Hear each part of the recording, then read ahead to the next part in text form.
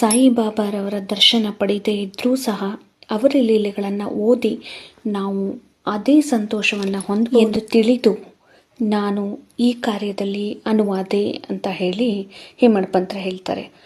ನಾನು ನನ್ನದು ಅನ್ನುವಂತಹ ಒಂದು ಅಹಂಕಾರವನ್ನು ಅವರ ದಿವ್ಯ ಚರಣಾರವಿಂದಗಳಲ್ಲಿ ಅರ್ಪಿಸಿರುತ್ತೇನೆ.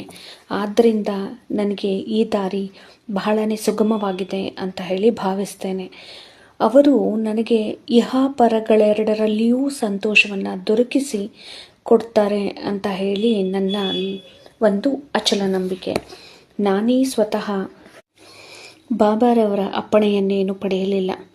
ಆದುದರಿಂದ ಅವರ ಆತ್ಮೀಯ ಸಖರಾದ ಮಾಧವರಾವ್ ದೇಶಪಾಂಡೆ ಅಂದರೆ ಶ್ಯಾಮ್ ಅವರನ್ನು ನನ್ನ ಪರವಾಗಿ ಮಾತನಾಡೋದಕ್ಕೆ ಬೇಡಿಕೊಂಡೆ. ಅವರು ಈ ವಿಚಾರವನ್ನು ಬಾಬಾ ಅವರಿಗೆ, ಈ ಅಣ್ಣಾ ಸಾಹೇಬರು ನಿಮ್ಮ ಜೀವನ ಚರಿತ್ರೆಯನ್ನು ಬರೆಯೋದಕ್ಕೆ ಉತ್ಸುಕರಾಗಿದ್ದರೆ ನಾನು ಬಡ ಫಕೀರ, ನನ್ನ ಜೀವನ ಚರಿತ್ರೆ ಅವಶ್ಯಕತೆ ಇಲ್ಲ ಅಂತ ದಯವಿಟ್ಟು ಹೇಳಬೇಡಿ. ನೀವು ಒಪ್ಪಿದರೆ ಅವರು ಬರೆಯೋದಕ್ಕೆ ಅನುವಾಗ್ತಾರೆ. ತಮ್ಮ ಚರಣ ಸೇವಾ ಬಲವೇ ಈ ಕೆಲಸವನ್ನು ಪೂರ್ತಿ ಮಾಡಿಸಿಕೊಳ್ಳುತ್ತೆ. ನೀವು ನಿಮ್ಮ ಒಪ್ಪಿಗೆಯನ್ನು ಮತ್ತು ಆಶೀರ್ವಾದವಿಲ್ಲದೆ ಯಾವ ಕಾರ್ಯವೂ ಯಶಸ್ವಿಯಾಗಿ ಮುಗಿಯಲಾರದು ಅಂತ ಹೇಳಿ ತಿಳಿಸ್ತಾರೆ. ಆಗ ಬಾಬಾ ಅವರ ಮನಸ್ಸು ಕರಗಿ ನನ್ನ ಮಸ್ತಕದ ಮೇಲೆ ಅಭಯ ಹಸ್ತವನ್ನು ಇಟ್ಟು ಊದಿ ನೀಡಿ ಆಶೀರ್ವದಿಸಿ, ನನ್ನ ಕಥೆಗಳನ್ನು ಮತ್ತು ಅನುಭವಗಳನ್ನು ಸಂಗ್ರಹ ಮಾಡು, ಟಿಪ್ಪಣಿಗಳನ್ನಿಡು, ನಾನು ಸಹಾಯ ಮಾಡುತ್ತೇನೆ. ನೀನು ಕೇವಲ ಬಾಹ್ಯ ಪ್ರತೀಕ. ನಾನೇ ನನ್ನ ಜೀವನ ಚರಿತ್ರೆಯನ್ನು ಬರೆದು ಭಕ್ತರ ಅಭಿಲಾಷೆಗಳನ್ನು ಈಡೇರಿಸುತ್ತೇನೆ. ಅಹಂಕಾರವನ್ನು ತೊರೆದು ನನ್ನ ಪಾದಾರವಿಂದಗಳನ್ನು ತಮ್ಮ ಜೀವಿತದಲ್ಲಿ ಈ ರೀತಿ ವರ್ತಿಸ್ತಾರೋ ಅವರಿಗೆ ಸಹಾಯ ಮಾಡ್ತೇನೆ.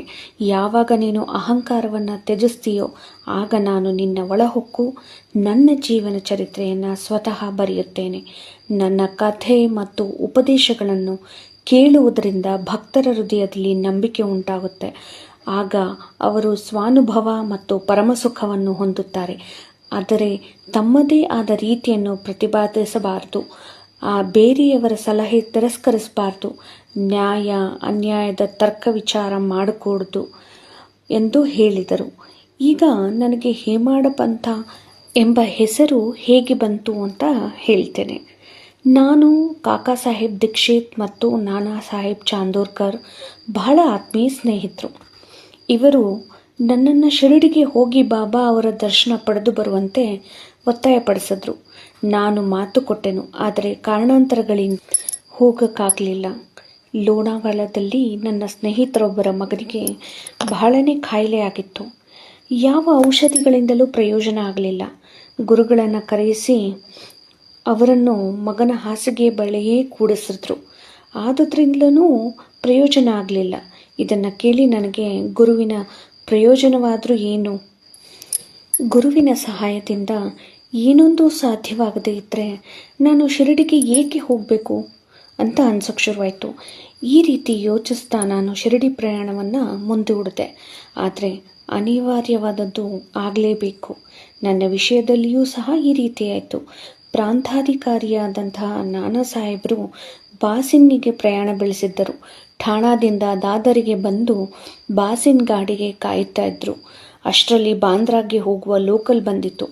ಆಗ ಅವರು ಬಾಂದ್ರಾಕ್ಕೆ ಬಂದು ನನ್ನನ್ನು ಕರೆಯಿಸಿ ಶಿರಡಿ ಪ್ರಯಾಣವನ್ನು ಮುಂದೂಡಿದ್ದಕ್ಕೆ ತರಾಟೆಗೆ ತೆಗೆದುಕೊಂಡ್ರು. ಆಗ ಅದೇ ರಾತ್ರಿ ಶಿರಡಿಗೆ ಹೋಗಲು ನಾನು ನಿರ್ಧರಿಸಿದೆ. ದಾದರಿಗೆ ಹೋಗಿ ಅಲ್ಲಿಂದ ಮನಮಾಡ್ ಗಾಡಿಯನ್ನು ಹಿಡಿಯಬೇಕು ಅಂತ ಹೇಳಿ ದಾದರ್ಗೆ ಹೊರಟೆ. ಇನ್ನೇನು ರೈಲು ಹೊರಡೋದ್ರಲ್ಲಿತ್ತು.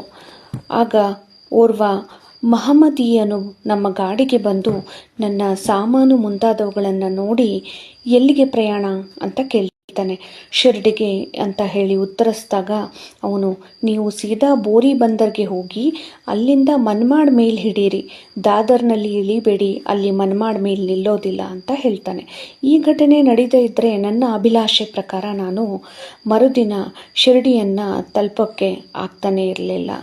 ಅದೃಷ್ಟ ಬಲದಿಂದ ಶಿರಡಿಯನ್ನು ಮರುದಿನ ಮುಂಜಾನೆ 9:10 ನಾನು ಸೇರಿದೆ. ಶ್ರೀ ಕಾಕಾ ಸಾಹೇಬ್ ದೀಕ್ಷಿತರ ನನಗಾಗಿ ಕಾಯ್ತಾ ಇದ್ದರು. ಇದು ನಡೆದಿದ್ದು ಸುಮಾರು 1910ರಲ್ಲಿ.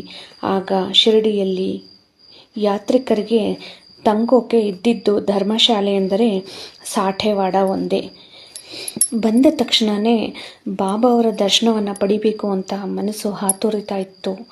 ಆಗ ತಾನೇ ತಾತ್ಯಾ ಸಾಹೇಬ್ ನೂಲ್ಕರರು ಮಸೀದಿಯಿಂದ ಹಿಂತಿರುಗಿ ಬಂದು, ಬಾಬಾ ಈಗ ವಾಡದ ಮೂಲೆಯ ಹತ್ತಿರನೇ ಇದ್ದಾರೆ, ಮೊದಲು ಹೋಗಿ ಅಲ್ಲಿ ದರ್ಶನ ಪಡ್ಕೊಳ್ಳಿ